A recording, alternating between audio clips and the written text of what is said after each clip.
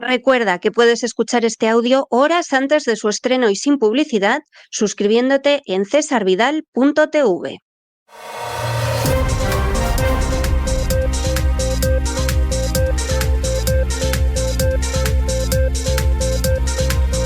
Las noticias del día. Estamos de regreso después de ese editorial que hemos dedicado, era obligatorio, al Día de la Hispanidad que se celebró ayer. Como siempre, nuestros editoriales no pretenden ser una pieza de propaganda, le disguste a quien le disguste. Algún día lo mismo hacemos algún editorial sobre los difusores de la leyenda rosada de la conquista de América, porque la verdad es que es gente en general bastante ignorante, bastante carente de moral y sobre todo gente que defiende intereses que por supuesto no muestran, como por ejemplo vivir del prójimo. Algún día lo mismo nos animamos y hacemos ese editorial, pero hoy queríamos centrarnos en recordar lo que fue ese descubrimiento y esa conquista de América. Y como siempre, lo hacemos recurriendo a las fuentes y a las fuentes originales. Cualquiera que lea ese texto de Yucay, escrito por un clérigo español a finales del siglo XVI en el Perú, cuando ya había voces que decían, bueno, no se puede seguir explotando a los indígenas como se les explota. Voces como la de Bartolomé de las Casas, que para intentar que la opresión de los indígenas fuera algo menor, recomendó traer esclavos negros de África, que parece ser que tenían más aguante físico que los indios americanos. Bueno, pues el autor de este texto de Yucay evidentemente no estaba por la labor de que se dejara de explotar a los indígenas. A los indígenas se les hacía un favor explotándonos porque eran tontos, eran legañosos, eran feos, en fin, todas las cosas que él decía, y en última instancia, precisamente por explotar esas minas, por conseguir esos metales preciosos, pues habían llegado los sacerdotes católicos y habían llegado los conquistadores a las Indias. Él mismo lo decía, es que si no llega a ser por eso, aquí no hubiera venido nadie. Es como dos hijas, una que es guapa, blanca, agradable, que esa, vamos, con que digas que se va a casar, le llueven los pretendientes. Los españoles supuestamente era así, y luego pues esa hija que es tonta, es legañosa, es fea, en fin, da asco verla. Esos eran los indígenas de Hispanoamérica y de no haber sido por los metales preciosos, pero ¿a quién se le ocurriría venir aquí? Bueno, desde luego es más que opinable lo que escribía el clérigo, pero hay que reconocer que la visión que arranca de ahí, pues es la visión real. Le guste o no le guste a la gente, que por cierto, a veces dicen unos disparates históricos que da escalofríos, como cuando dicen que Isabel la Católica abolió la esclavitud. Isabel la Católica no abolió la esclavitud jamás. Expresó su voluntad de que los indios no fueran reducidos a esclavitud. Pero la esclavitud siguió existiendo en España, pero hasta muy avanzada la edad contemporánea. Y España, junto con Portugal, fueron las últimas naciones occidentales que abolieron la esclavitud décadas después de que lo hiciera Estados Unidos y no digamos ya Inglaterra o Francia. Entonces, vamos a ver, a la hora de hacer una afirmación, por lo menos hay que saber de lo que se habla.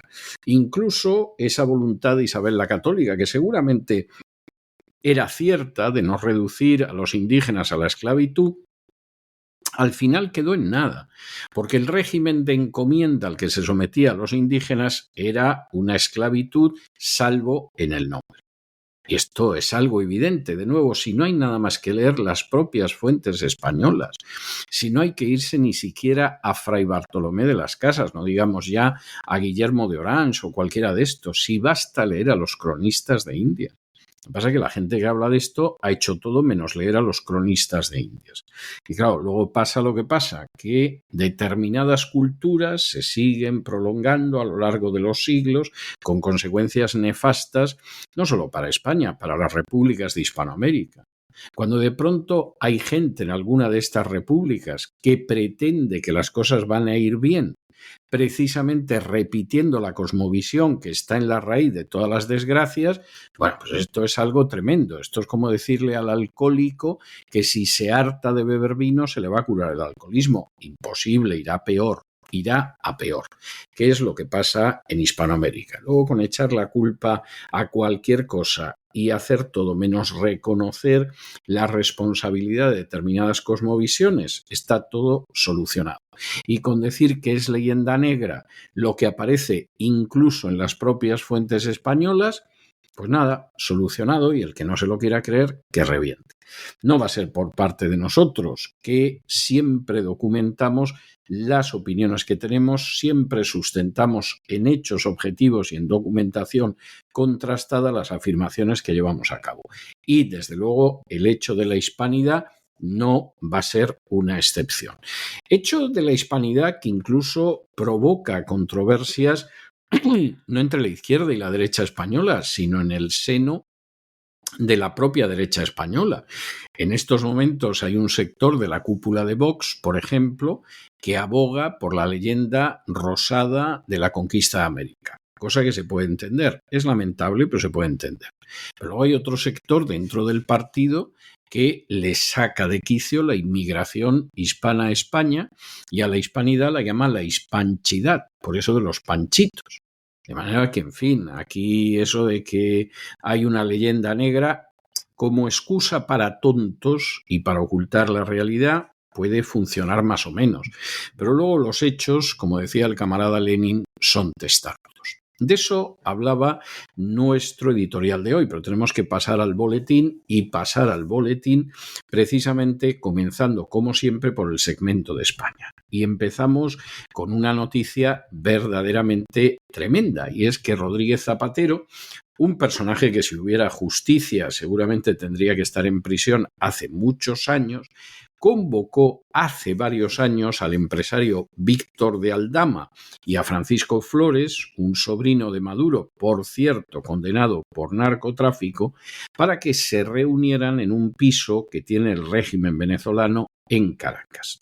Este inmueble, situado en la exclusiva zona de la Castellana, fue asignado por el gobierno de Maduro al antiguo presidente Zapatero en el 2018, y se utiliza como residencia y lugar en el que se producen encuentros discretos cada vez que va a Venezuela.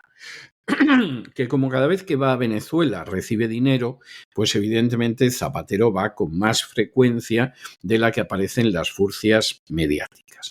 En esa reunión de Zapatero estaba Francisco Flores, les hemos comentado que pariente directo del presidente Maduro, que está condenado en Estados Unidos por intentar meter en un momento determinado dentro del territorio nacional de los Estados Unidos 800 kilos de cocaína, que no está mal. No está mal. Casi 1 tonelada de cocaína entrando en los Estados Unidos. Francisco Flores pudo reunirse con Zapatero porque en el 2022, en un intercambio de presos entre Washington y el régimen de Caracas, lo que acabó sucediendo es que efectivamente, pues el pariente, el sobrino de Maduro, fue puesto en libertad. ¿Qué más ha contado en este sentido Aldama? Bueno, pues ha contado que Zapatero presionó al gobierno de Pedro Sánchez y al ministro Ábalos para aprobar el rescate de la aerolínea Plus Ultra, que costó 53 millones de euros a los contribuyentes españoles.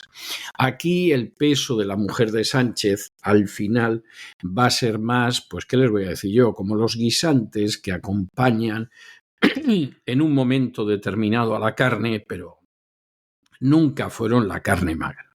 Y aquí parece que se va abriendo paso la hipótesis, basada en distintos testimonios, de que en realidad el auténtico metiche, el auténtico palanganero, el auténtico mediador para que el gobierno de Pedro Sánchez rescatara la aerolínea Plus Ultra por 53 millones de euros fue Zapatero. Y lo fue no solo por la comisión que pudiera llevarse, porque Zapatero gratis hasta ahora no se ha descubierto que haya hecho nada, sino porque una parte de ese dinero del rescate habría ido a financiar la Internacional Socialista, lo cual es tremendamente interesante. Aquí los empresarios de Plus Ultra se pusieron en contacto con la Internacional Socialista, que a su vez se puso en contacto con Zapatero y Zapatero, con Ábalos y con Pedro Sánchez. Bueno, puede que esa haya sido la ruta, puede que no haya sido, pero efectivamente Zapatero de nuevo aparece como mediador en asuntos absolutamente turbios. Y por cierto, el incremento del patrimonio de Zapatero, sobre todo el patrimonio inmobiliario, el otro vayan ustedes a saber, ha sido verdaderamente más que notable en los últimos años. Y aquí no cabe la menor duda de que las cosas pues han sido pero interesantísimas. Son distintas viviendas que, como diría el famoso cuplé, nadie sabe de dónde saca pa' tanto como destaca. Esa es la realidad. Bueno, la verdad es que ser mediador de una dictadura como la venezolana pues efectivamente da para mucho y Zapatero es lo que es.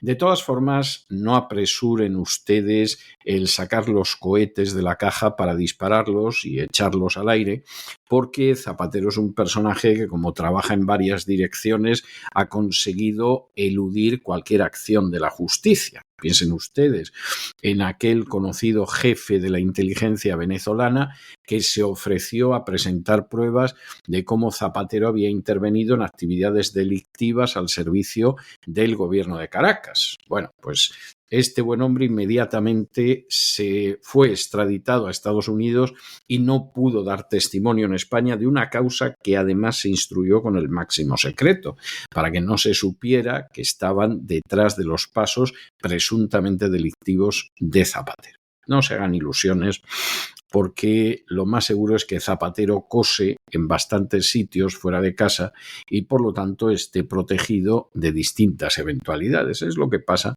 cuando uno es un lacayo de dictaduras repugnantes y de la perversa agenda globalista. No es el único, por otro lado, no nos vamos a engañar. En fin, examinamos estas y otras noticias que les afectan con la ayuda absolutamente indispensable de María Durán. María, muy buenas noches.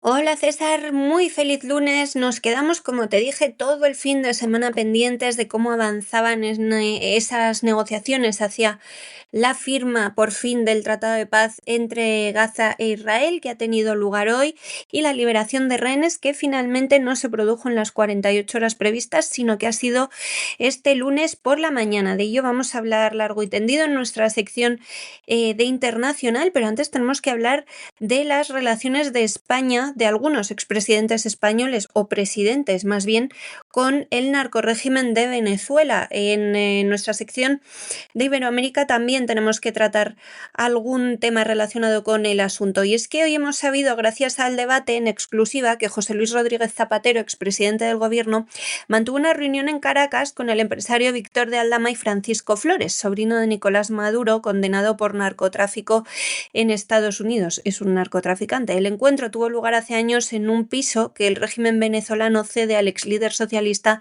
para sus estancias en el país. Esto también lo había contado el debate y aquí se lo habíamos contado, lo sabemos desde hace ya algunas semanas.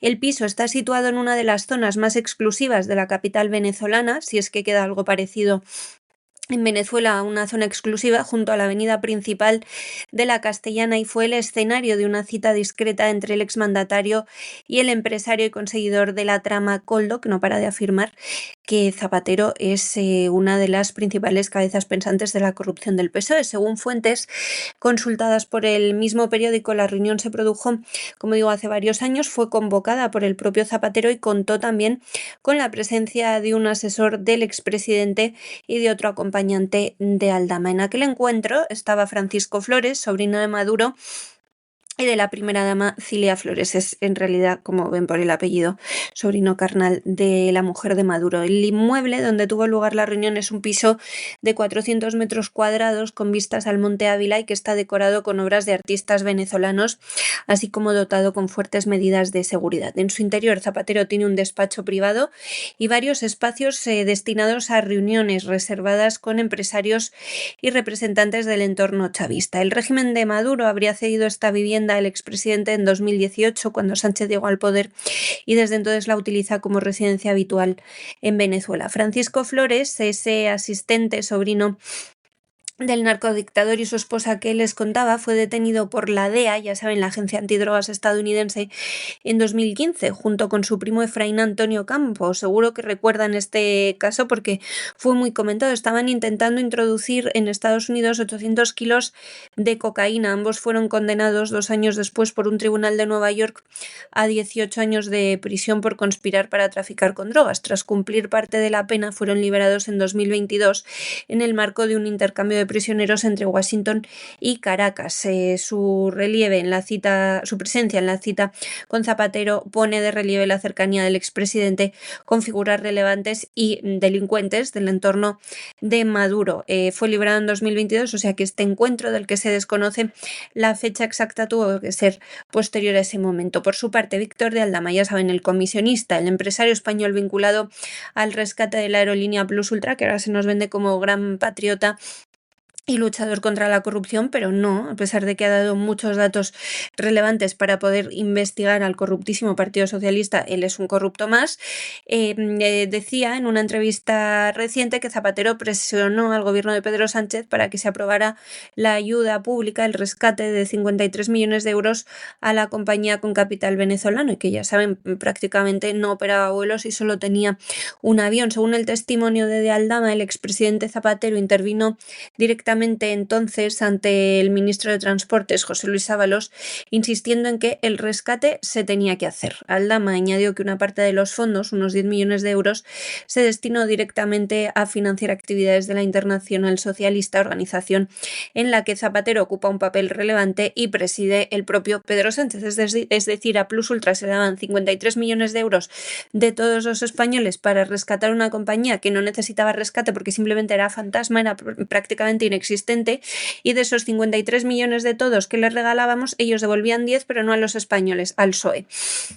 Las revelaciones se producen en ese contexto de atención sobre el patrimonio del expresidente, porque Zapatero ha incrementado de forma notable su patrimonio inmobiliario en los últimos años. Coincidiendo con la publicación de un informe de la UCO, se señalaba su papel como intermediario para la aerolínea Air Europa, también, que quería cobrar una deuda de 200 millones de dólares con el gobierno venezolano. Para ello vendió su vivienda habitual en Valdemarín, un chalet de 350 metros cuadrados en una de las zonas más exclusivas de Aravaca, que vamos, casi cualquier madrileño, me atrevería a asegurar, conoce perfectamente, porque ha sido su residencia habitual desde que dejó el gobierno durante muchísimos años. Después de vender esa casa, se trasladó junto a su esposa, la cantante Sonsoles Espinosa, a otro chalet en la urbanización Monterrozas, en Las Rozas, como indica su propio nombre, también en Madrid, un poco más alejado del centro, pero vamos, en una de esas urbanizaciones de lujo de las afueras. La vivienda, de más de 500 metros cuadrados en esta ocasión, y con piscina, casa de invitados y un amplio jardín,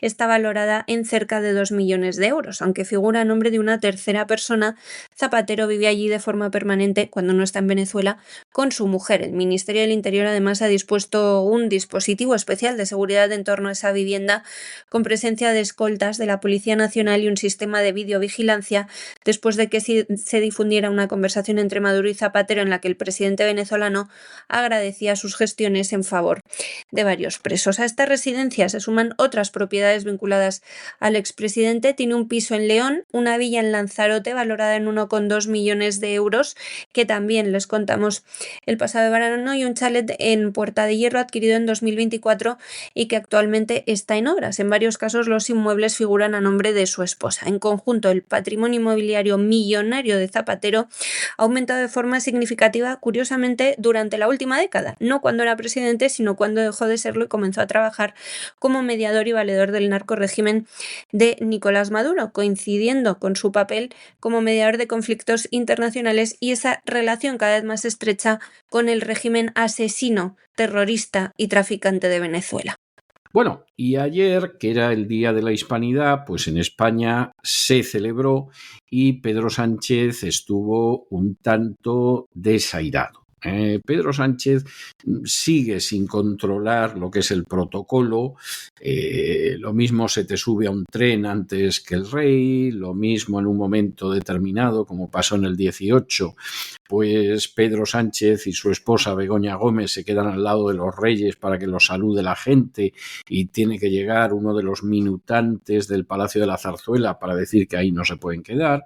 Lo mismo en un momento determinado, como pasó en el año 22, también en el Día de la Hispanidad, llegan tarde y los reyes tienen que esperar a que llegue. En fin, cosas de estas totalmente continuas.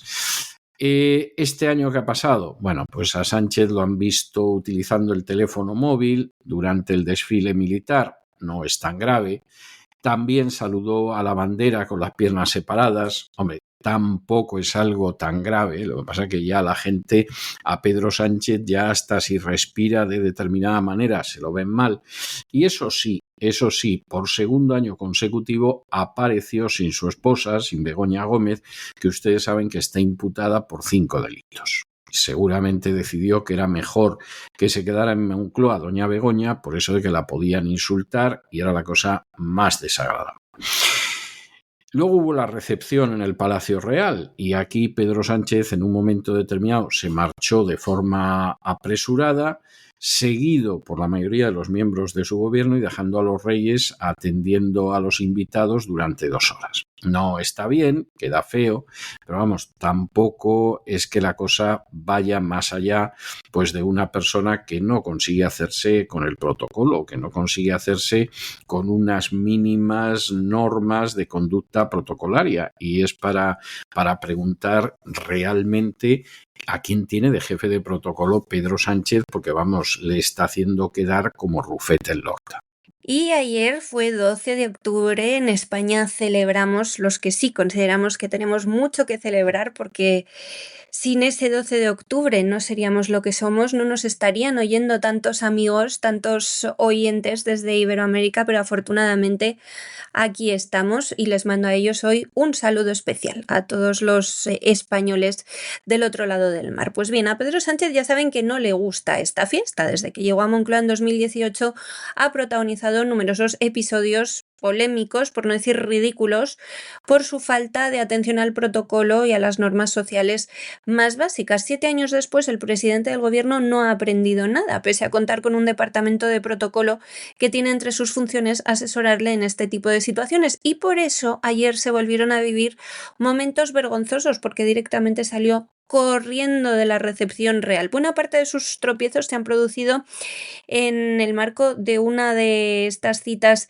relevantes, la Fiesta Nacional Española. El primer fallo protocolario de Sánchez, seguro que todos los españoles que nos oyen lo han visto, se remonta al 12 de octubre de 2018, pocos meses después de llegar al poder. Durante la tradicional recepción en el Palacio Real, él y su esposa Begoña Gómez protagonizaron una escena que dio la vuelta al mundo, porque saludaron a los reyes en el besamanos, los primeros, y se situaron a su lado para que los demás invitados les hicieran besamanos a ellos en el Salón del Trono, como si ellos formaran parte de la familia real. Tuvo que ser un miembro del servicio de protocolo de Zarzuela quien les advirtió del error y los echó. Les tuvo que pedir que continuaran avanzando. Aquel episodio tan difundido en redes sociales se sigue compartiendo cada 12 de octubre. También se vio en muchos miembros internacionales, pero no sirvió para que el presidente tuviera más cuidado en sus siguientes apariciones.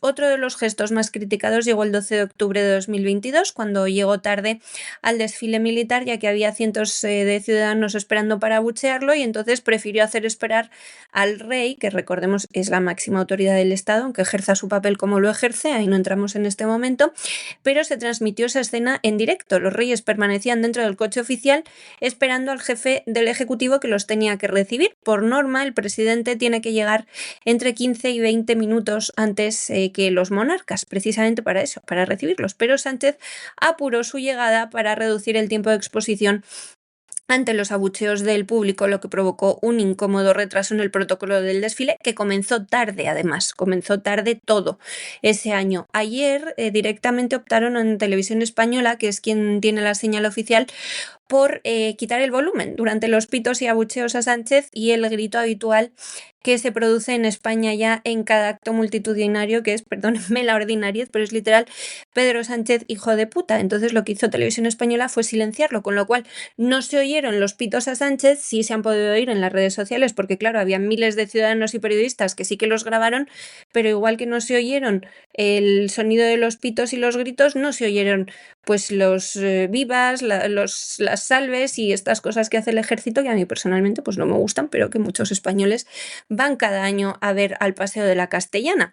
En la edición más reciente, este 12 de octubre, volvió a dar que hablar. Primero fue captado por las cámaras Sánchez mirando insistentemente su teléfono móvil mientras desfilaban las Fuerzas Armadas. No estuvo atento al desfile, sino mirando el teléfono, aunque, para horror, el de Óscar Puente, ministro de Transportes, sentado a su lado, que parecía que se estaba quitando las legañas y los piojos. Les invito a que busquen esa imagen porque fue tremebunda.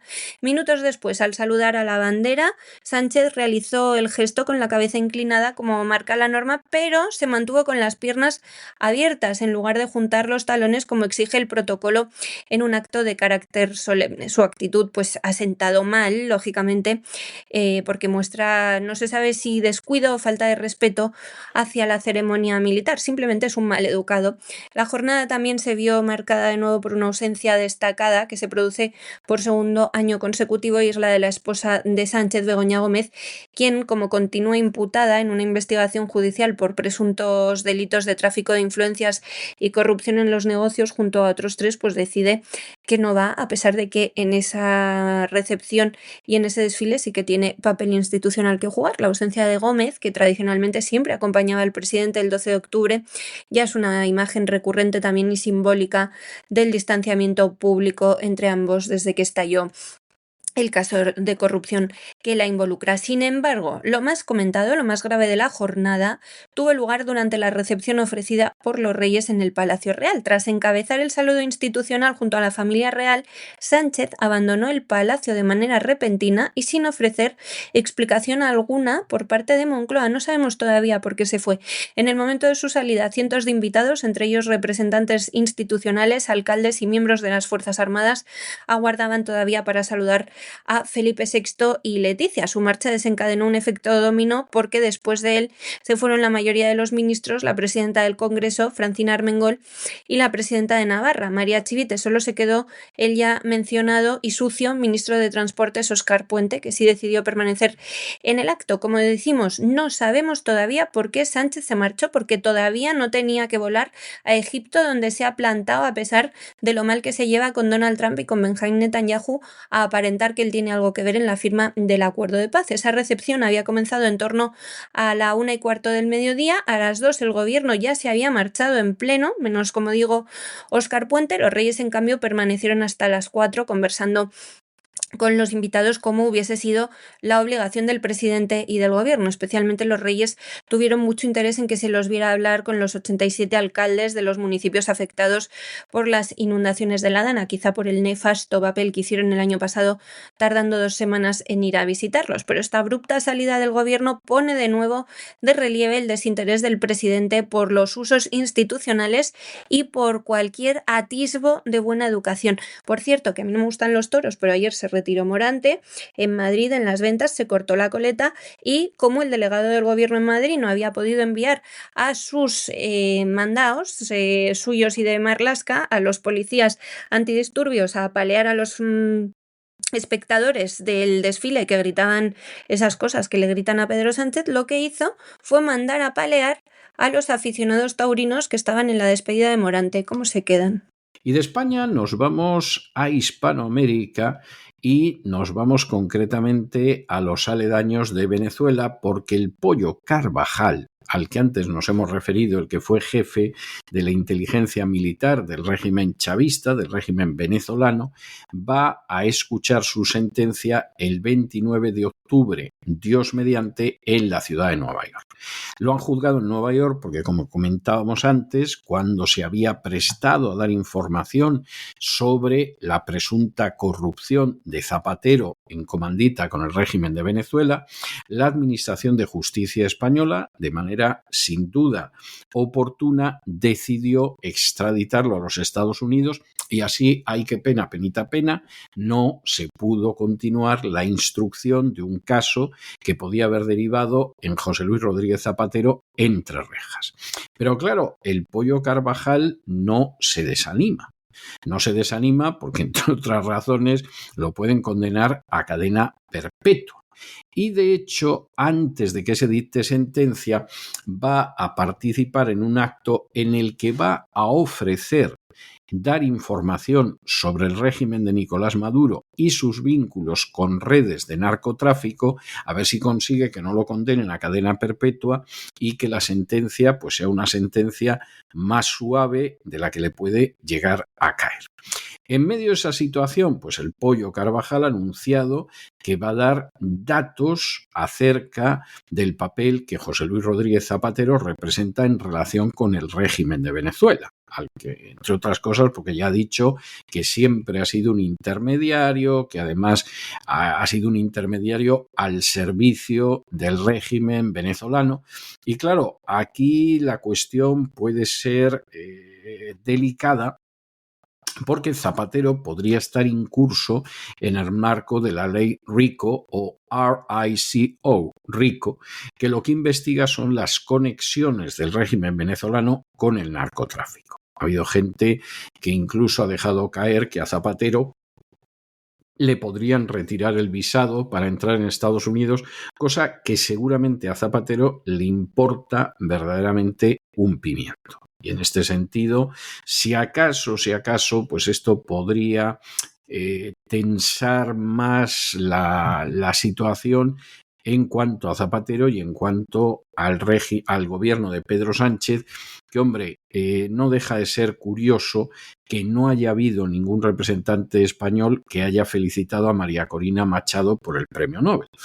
Esto entra dentro de la cortesía diplomática. Hombre, hubiera sido lógico que alguien del gobierno, y no solo del gobierno, pues hubiera felicitado a María Corina Machado, ¿no? ¿Se merece el premio Nobel de la Paz? Pues, hombre, desde el punto de vista del que se dirige a ustedes, ni lo más mínimo, ni lo más mínimo. Una señora que continuamente está pidiendo que Estados Unidos invada su país o que el Estado de Israel invada su país, como ustedes comprenderán, no se merece el Premio Nobel de la Paz ni cosa que se le parezca. Pero, al mismo tiempo, también es obvio que siquiera por los usos diplomáticos de cortesía, pues hombre, alguien tendría que haberla felicitado, aunque no asumiera las razones por las que le han concedido el Premio Nobel de la Paz. Pero bueno, en cualquiera de los casos nadie lo ha hecho y hay quien considera que esa es una muestra evidente de incomodidad del gobierno que se lleva bastante bien con la dictadura de Nicolás Maduro. Y puede ser, puede ser. Volvemos a Zapatero de rebote, porque el militar retirado venezolano Hugo El Pollo Carvajal les sonará, seguramente porque aquí hemos hablado mucho de él también, por todo lo extraño que rodea a su caso, va a conocer su sentencia el próximo 29 de octubre en un tribunal federal de Nueva York, después de haberse declarado culpable de varios delitos relacionados con el narcotráfico y el narcoterrorismo. El antiguo jefe de los servicios de inteligencia militar del chavismo fue extraditado desde España en 2023, a pesar de que tenía juicios pendientes en España. Un juez decretó que se iba y no respondía más porque estaba implicando a socialistas. Lo mandaron a Estados Unidos. Afronta ahora una pena que podría alcanzar la cadena perpetua, ojalá que así sea, aunque antes va a tener la oportunidad de intentar reducirla aportando información relevante sobre las redes de narcotráfico vinculadas al régimen de Nicolás Maduro. Fuentes próximas al proceso aseguran que Carvajal se ha comprometido a ofrecer detalles inéditos sobre la relación entre el expresidente español José Luis Rodríguez Zapatero, del que les hemos hablado en la primera noticia, y la cúpula chavista. Ninguna sorpresa, ¿verdad? Durante la audiencia, una sesión conocida como audiencia Fático, el acusado puede presentar alegaciones o información útil al tribunal. El exmilitar parece ser que va a exponer documentación y testimonios que vinculan a Zapatero con las estructuras financieras y de poder del régimen venezolano. Carvajal ya había señalado en el pasado esa conexión de Zapatero con el aparato chavista. En 2021 entregó a la justicia española un informe en el que acusaba al exmandatario y a dirigentes de Podemos de participar en una red internacional promovida por Caracas para financiar y consolidar gobiernos de izquierda en distintos países. Según ese documento que entregó a las autoridades españolas y que no tuvo ninguna consecuencia, el dinero se movía mediante contratos de empresas controladas por el régimen, fondos opacos y transferencias canalizadas a través de intermediarios, entre los que figuraría el propio expresidente Zapatero. En aquella declaración, el exjefe de inteligencia de Hugo Chávez también apuntó a las gestiones de Zapatero para favorecer la adjudicación de contratos en Venezuela a empresas españolas como Duro Felguera, actualmente investigada por corrupción en la Audiencia Nacional. La trama venezolana con el PSOE es que es una cosa de no parar. Necesitaríamos muchos programas para explicarla entera. El testimonio del Pollo Carvajal también describía entonces un sistema de sobornos y pagos ilícitos a cambio de concesiones millonarias dentro de una red que combinaba intereses políticos y económicos. Por cierto, que su socio, que le estaba ayudando a intentar evadir la justicia, primero manteniéndose escondidos y luego con estos informes con los que colaboraban con la justicia, apareció muerto en Madrid, una cosa que nunca se menciona tampoco, sobre la que se echó arena y que se consiguió tapar en gran medida. El pasado 25 de junio, el Pollo Carvajal se declaró culpable ante la justicia estadounidense de 4 delitos de narcotráfico y terrorismo. En su confesión reconoció haber colaborado con el llamado Cártel de los Soles, que según Maduro no existe, pero simplemente lo preside él, que es considerado, ya saben, organización terrorista por Washington, y admitía haber facilitado el tráfico de drogas y armas junto a grupos guerrilleros colombianos. Según la investigación, su papel fue clave en el envío de grandes cargamentos de cocaína a Estados Unidos a través de rutas controladas no por guerrillas, sino directamente por el ejército venezolano. Esa audiencia, que ya va a tener lugar en muy poquitos días, a finales de octubre, va a representar su última oportunidad de obtener una reducción de su condena. Su entorno, según diversos medios estadounidenses y españoles, no pensaría, dicen, reservarse ningún detalle sobre el círculo de confianza que sostiene al régimen de Maduro, en el que incluye a Zapatero como figura esencial. El Departamento de Estado estadounidense sigue de cerca esta relación y considera al expresidente español un actor que ha contribuido a blanquear la imagen de la dictadura venezolana en la comunidad internacional, y muchos aquí nos esperanzamos y decimos ojalá la DEA, ojalá Estados Unidos dictando busca y captura contra Zapatero. Es que en pocas cosas nos podrían hacer más felices. Por cierto, medios estadounidenses, a través de analistas, señalan el silencio del Ejecutivo español ante la concesión del Premio Nobel de la Paz a la opositora María Corina Machado como una muestra, un signo inequívoco del peso que mantiene todavía Zapatero en la orientación diplomática de España. Recordamos que desde el pasado viernes, en que César y yo les contamos aquí que María Corina había sido galardonada con el Premio Nobel de la Paz 2025, ningún miembro del gobierno español ni de la Casa Real ha felicitado a la líder opositora venezolana.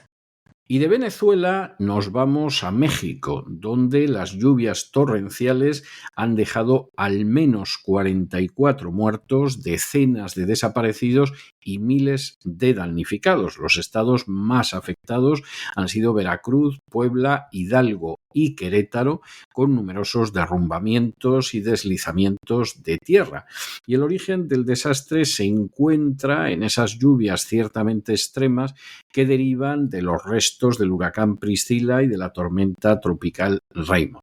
¿Cómo sucede en todos estos casos? Pues hombre, como sucede en todos estos casos, el país suele estar mal preparado. Las respuestas vienen a posteriori, pero por lo menos hay que reconocer a la presidenta Sheinbaum, que ha movilizado a más de 8.000 efectivos del Ejército, de la Marina y de Protección Civil, que se han puesto a habilitar albergues y ayudas económicas para los afectados. En España no pueden decir lo mismo.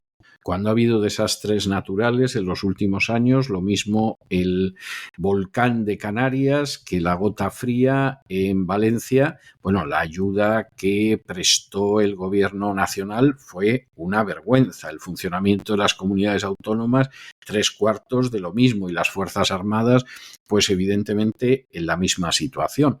Lo de México es una desgracia, no cabe la menor duda. Deseamos de verdad que sea una desgracia que se pueda controlar cuanto antes, que efectivamente se pueda ayudar de una manera real a los afectados, pero hay que reconocer que por lo menos se han movilizado. Está por ver que eso suceda en España, que camina a pasos agigantados hacia ser un estado fallido. Y malísimas noticias, la verdad, las que nos llegan desde México, país al que yo tengo especial cariño a pesar de su gobierno y su presidenta, porque tengo muchos amigos mexicanos, como todos los españoles, supongo, porque es imposible no tener amigos mexicanos, colombianos. Las intensas lluvias que han azotado México en los últimos días han provocado una crisis humanitaria muy grave y también de infraestructuras en varios estados del país, con un balance de decenas de muertos, numerosos desaparecidos y miles de damnificados. El gobierno de México, encabezado por la ultraizquierdista Claudia Sheinbaum, ha desplegado efectivos de protección civil, el ejército y la marina para atender la emergencia en las regiones más afectadas, que hasta el momento serían Veracruz, Puebla, Hidalgo y Querétaro. De Querétaro, precisamente, tengo yo muchos y buenos amigos. La presidenta confirmaba a primera hora del viernes que aunque inicialmente se registraron 2 fallecidos, las cifras han ido aumentando conforme avanzaban las labores de rescate. En el estado de Hidalgo se contabilizan al menos 16 muertos, como digo al menos porque hay desaparecidos todavía.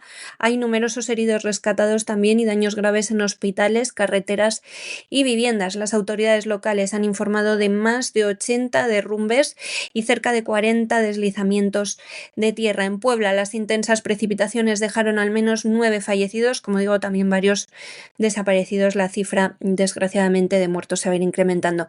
En Veracruz, las lluvias fueron especialmente violentas. Hay 18 víctimas mortales y graves inundaciones que han afectado a 38 municipios. En Querétaro también se ha confirmado la muerte de un menor tras un desprendimiento de tierra, no por las lluvias en sí, sino por ese desprendimiento. Este fenómeno meteorológico se ha desencadenado debido a la combinación de los remanentes del huracán Priscila y la tormenta tropical Raymond, que han descargado lluvias torrenciales durante varios días en amplias zonas del país. Los efectos han sido devastadores. Hay más de 1.000 kilómetros de carreteras dañadas, más de 80.000 viviendas afectadas y cortes de energía que han dejado a cientos de miles de personas sin suministro eléctrico. Ahora se está intentando recuperar este suministro. El gobierno federal también ha activado un plan de emergencia con la participación de más de 8.000 efectivos entre militares y personal civil. Se han habilitado albergues en estos estados especialmente golpeados para acoger a los desplazados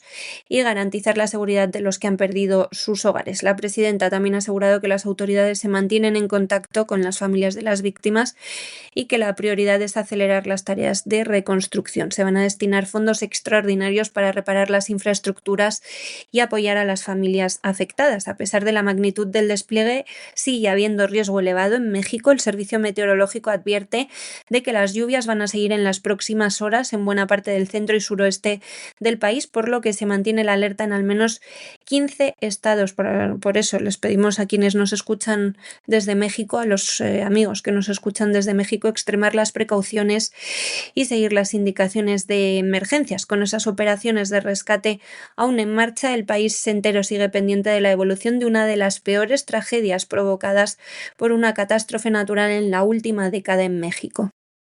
Y nos vamos de Hispanoamérica a la información internacional y, por supuesto, nos detenemos en el inicio del cumplimiento de ese plan de paz en 20 puntos impulsado por el presidente Donald Trump. Jamás ya ha entregado a todos los rehenes, a todos los secuestrados que quedaban con vida, y eso sí, Netanyahu inmediatamente ha cancelado su viaje a Egipto, porque esto hay que aprovecharlo de manera electoralista, que para eso el año que viene va a haber elecciones en Israel.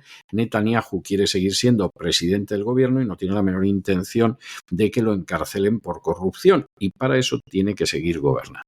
Y entonces hay que aprovechar esta baza. Una baza que pretender aprovecharla es de ser muy cínico y de considerar muy estúpidos a los ciudadanos israelíes, porque aquí ni la guerra se acabó en una semana, ni ha habido un solo rehén que haya sido rescatado por la acción de las Fuerzas Armadas de Israel. El número de muertos y de heridos, claro, en el caso de los palestinos es pavoroso, pero tampoco ha sido pequeño el tributo que ha pagado el ejército israelí por todo este tipo de cosas. Y aquí, desde luego, quien va de manera clarísima a intentar capitalizar la liberación de los rehenes va a ser quien ha hecho más para que esos rehenes no fueran puestos en libertad, porque tenía otra agenda en relación con la guerra de Gaza. Aquí, por supuesto, ahora todo el mundo va a querer apuntarse el tanto y colocarse la medalla. Donald Trump ha llegado a Israel, lo han recibido con grandes alaracas en la Knesset, en el Parlamento israelí. Netanyahu ha dicho que no ha habido un amigo de Israel como Donald Trump hasta ahora. Donald Trump encantado, y suponemos que su yerno, el judío Kushner, que se dedica a esto de las inmobiliarias, pues estará todavía más contento. Y bueno, como hay que firmar el plan de paz en Egipto, pues ahí se va a apuntar todo bicho viviente. Va a estar Macron, va a estar Starmer, va a estar Pedro Sánchez, va a venir gente de Qatar, de Egipto, de Turquía, en fin, todo el mundo para salir en la foto. Y bueno, el partido que le puede acabar sacando a esto Pedro Sánchez, pues fíjense ustedes, cualquier cosa. Y de momento, a pesar del alto el fuego, el ejército israelí ha seguido matando gente y, eso sí, no con la profusión de los 2 últimos años, todo hay que decirlo, y vamos a ver si los otros puntos del plan de paz, los positivos, porque los dudosos o negativos denlos ustedes por cumplidos, si los positivos se van a ir cubriendo en los próximos días. Es la noticia del día a nivel mundial, de la semana. Probablemente ya no queda ningún rehén israelí vivo en la franja de Gaza. Hamas ha entregado esta mañana a los últimos 20 prisioneros que retenía con vida en 2 tandas. Primero a las 7 de la mañana hora española en el norte de Gaza a 7 personas y luego a los 13 restantes a las 10 en el sur del enclave. Con este gesto la organización terrorista ha terminado con el sufrimiento que ha producido durante más de 2 años a muchas familias. En Tel Aviv, la plaza de los rehenes vivía una noche de vigilia, de oraciones, estaba llena. Si ustedes han visto las imágenes en redes sociales, la verdad que era emocionante ver a tantas personas esperando a sus seres queridos regresar a casa. Durante el lapso de tiempo entre ambas fases de liberación, el presidente de Estados Unidos, Donald Trump, el promotor del plan de paz, llegaba a Tel Aviv en avión, donde era recibido con honores. Después se desplazaba a Jerusalén, donde ha pronunciado también un discurso ante la Knesset, el Parlamento israelí, y luego ha acudido a Sharm el Sheikh en Egipto, donde se celebraba la firma del tratado del acuerdo entre líderes mundiales. No obstante, la liberación de los rehenes vivos es solo el comienzo de un proceso muy complejo.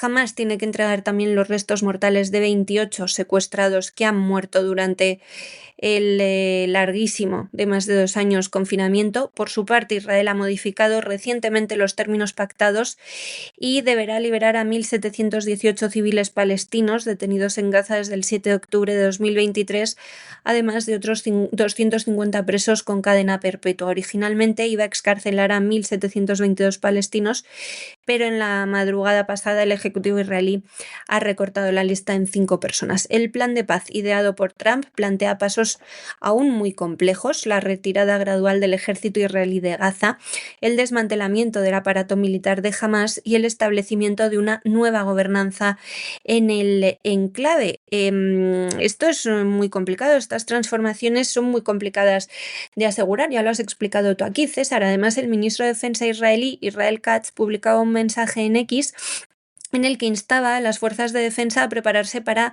llevar a cabo la misión, lo que sugiere que van a continuar los bombardeos sobre Gaza mientras se negocian las etapas posteriores del tratado. Muchos alertan ya del riesgo de que ese enclave quede atrapado en una dinámica similar a la que se vive en el sur del Líbano, donde Israel mantiene una presencia militar constante y recurre a ataques puntuales pese a las treguas formales. La ciudad turística de Sharm el Sheikh en Egipto, en el extremo sur de la península del Sinaí, ha sido este lunes el escenario de ese acontecimiento histórico, la firma del plan de paz impulsado por Estados Unidos y Egipto con el objetivo de poner fin a más de 2 años de guerra. La ceremonia ha estado copresidida por el presidente egipcio Al-Fattah al-Sisi y el mandatario estadounidense. Ha reunido a más de una veintena de líderes. Trump llegó a la ciudad egipcia procedente de Israel a bordo del Air Force One, que voló hacia el Sinaí. Entre los asistentes han estado el presidente del gobierno español, Pedro Sánchez, fingiendo, supongo que tiene algo que ver en esto, cuando lo único que ha hecho en estos 2 años es primero visitar Israel y luego, cuando pensó que le convenía más alinearse con Hamas, hasta ser felicitado por los terroristas, el presidente francés Emmanuel Macron o el ministro británico Keir Starmer. También ha habido representantes de Qatar, Turquía y varios países árabes. La jornada es el intento diplomático más ambicioso que ha tenido lugar en Oriente Medio desde los acuerdos de Oslo y podría suponer un punto de inflexión en el largo conflicto entre israelíes y palestinos. Quien no ha acudido, finalmente, se ha sabido este mediodía que Israel confirmaba que no iba a estar, a pesar de que primero habían confirmado que sí. Ha sido el primer ministro israelí, Benjamin Netanyahu, que ha preferido quedarse para reunirse con los rehenes que ya se encontraban con sus familias. Significativo esto también de las intenciones, o al menos del estado de ánimo del gobierno en Israel. Y nos vamos de Israel a Holanda, a los Países Bajos, porque Geert Wilders, el dirigente del Partido por la Libertad, ha tenido que suspender su campaña al saber que era objetivo de una célula terrorista islámica desmantelada en Bélgica. Las autoridades belgas detuvieron a 3 jóvenes que planeaban un atentado con drones que llevaban explosivos y que se supone que iban a tener este político holandés como objetivo. Político holandés que siempre se ha manifestado muy antiislámico y que, desde luego, ante esta posibilidad canceló los actos públicos, rechazó incluso participar online en un debate televisivo y que en estos momentos pues ha llevado al gobierno, al ministro de Justicia de Países Bajos, a ordenar que aumente la protección que disfruta Wilders. Por cierto, este episodio llega a menos de 3 semanas de las elecciones generales, que van a ser, Dios mediante, el día 29 de octubre, y en la que el Partido por la Libertad de Geert Wilders, de momento, va a la cabeza en las encuestas, entre otras cosas porque ha insistido mucho en el control de la inmigración y en la seguridad ciudadana, cosa que podemos entender, y más en un país como Holanda, que a la vuelta de pocos años ya puede tener una población que más del 50% sea islámica. Algunos hemos llegado a conocer una Holanda que parecía verdaderamente un país, hombre, no les vamos a decir de sueño, pero verdaderamente con muchas cosas positivas. Era una Holanda procedente de esa Holanda protestante del siglo XVI, con gente trabajadora, educada, cumplidora de la legalidad, que en algunos aspectos parecía que uno estaba viendo postales de cuento. Luego tenía otras cosas que no eran tan de cuento, ¿no? Como algunos barrios dedicados a la prostitución, pero incluso los barrios dedicados a la prostitución estaban ordenados de una manera que aquello parecía más salido de una novela de ciencia ficción que del ejercicio de la prostitución, las cosas como son. Y en ese sentido, Holanda, desde muchos puntos de vista, pues era un país ejemplar. Dejó de serlo hace tiempo, camina a pasos agigantados hacia convertirse en un estado fallido, y la razón fundamental es el descontrol migratorio y sobre todo el descontrol de origen islámico. Y esa es la realidad y no se pueden cerrar los ojos ante la misma. Y hoy terminamos el día contándoles que el líder del Partido por la Libertad, el PVV, Geert Wilders, ha suspendido temporalmente todas sus actividades de campaña después de que las autoridades neerlandesas confirmaran que él era uno de los objetivos de una célula terrorista yihadista desmantelada en Bélgica. El político soberanista, ya saben, muy conocido por su defensa de la identidad europea y sobre todo su firme oposición al islamismo, explicaba en un mensaje que publicaba en X que el Coordinador Nacional para la Lucha contra el Terrorismo y la Seguridad del país le había informado oficialmente de esa amenaza contra él. Decía: me han confirmado que yo era uno de los objetivos del complot. Las autoridades no esperan una amenaza residual, pero tengo un mal presentimiento y suspendo todas mis actividades de campaña por el momento. Ese era el mensaje completo que escribía Wilders. La decisión se produce a pocas semanas de las elecciones generales neerlandesas. Están previstas para, si no me falla la memoria, el 29 de octubre, en las que su formación lidera las encuestas. Además, puede convertirse en la más votada. Los comicios van a estar marcados de nuevo por el debate sobre inmigración, seguridad y soberanía nacional, e incluso antes de este incidente el discurso de Wilders ya había supuesto que el líder recibiera muchas amenazas de muerte por parte de islamistas. No es la primera vez que lo amenazan. El complot en cuestión fue descubierto el pasado jueves en Bélgica. La policía belga detuvo a 3 jóvenes islamistas acusados de planear un ataque terrorista utilizando drones con explosivos. Según la Fiscalía belga, se trata de una operación de intento de asesinato terrorista y participación en actividades de grupo extremista. Aunque no se han revelado los nombres de todos los posibles objetivos, el gobierno belga sí ha confirmado que entre ellos también estaba el primer ministro Bart de Wever. La investigación apunta, como digo, a que es una célula islamista con motivaciones políticas pero también religiosas. Ante la amenaza, Wilders ha cancelado su participación en un debate televisivo organizado por la cadena pública NOS. La emisora le ofreció intervenir por teléfono, pero el líder del PVV ha rechazado la propuesta por motivos de seguridad. Por su parte, el ministro neerlandés de Justicia, Fort van Osten, anunciaba de inmediato un refuerzo en su protección, en la protección del político, y subrayaba que el gobierno no va a permitir que las amenazas impidan a los representantes públicos ejercer su labor democrática. Igualito que aquí, que cuando le pasa algo a alguien de la oposición, sale el PSOE y dice que se lo han inventado, o uno de sus socios a decir que es ketchup. El episodio sí que ha generado un gran impacto en la campaña electoral neerlandesa. Muchos analistas temen que el incidente aumente la tensión política y sobre todo la extrema izquierda ya está diciendo que esto es un regalo para la ultraderecha que alimenta el discurso anti-inmigración que ha catapultado Wilders en las encuestas. Algo habrá tenido que ver también la inmigración descontrolada y la inseguridad. Suponemos que nunca ve la izquierda, aunque la tenga delante de sus narices. A pesar de su retiro temporal, el partido de Wilders continúa liderando la intención de voto y mantiene abiertas las posibilidades de convertirse en la primera fuerza política del país tras las elecciones que van a tener lugar este mes de octubre. Y hasta aquí hemos llegado nosotros con nuestro boletín de hoy. María, muchas gracias, muy buenas noches y hasta mañana, Dios mediante. Es todo por hoy, César. Muy feliz tarde-noche para ti, para el equipo, para los oyentes. Hasta mañana martes. Y ustedes no se nos vayan, porque ya se recorta sobre la línea del horizonte la silueta gallarda de don Lorenzo Ramírez, que se dirige hacia el avión del Despegamos para darle el niquelado habitual a la economía mundial. Y luego se quedará un ratillo con nosotros, ya lo saben ustedes, hoy es lunes.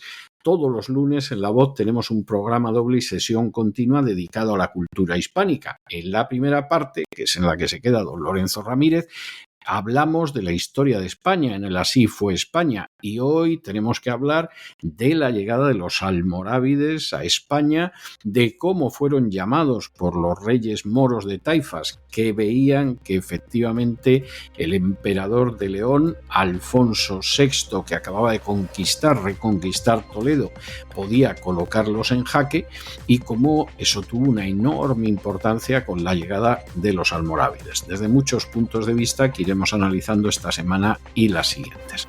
Y después de la Así fue España y de que don Lorenzo Ramírez se quede unos minutillos más con nosotros, tendremos la segunda parte de ese programa doble y sesión continua con las palabras al aire de doña Sagrario Fernández Prieto, donde doña Sagrario pues va a intentar, como todas las semanas, que hablemos y que escribamos siquiera un poquito mejor el español, que es el mayor legado que ha dejado España al acervo común de la humanidad. De manera que no se vayan, que regresamos enseguida.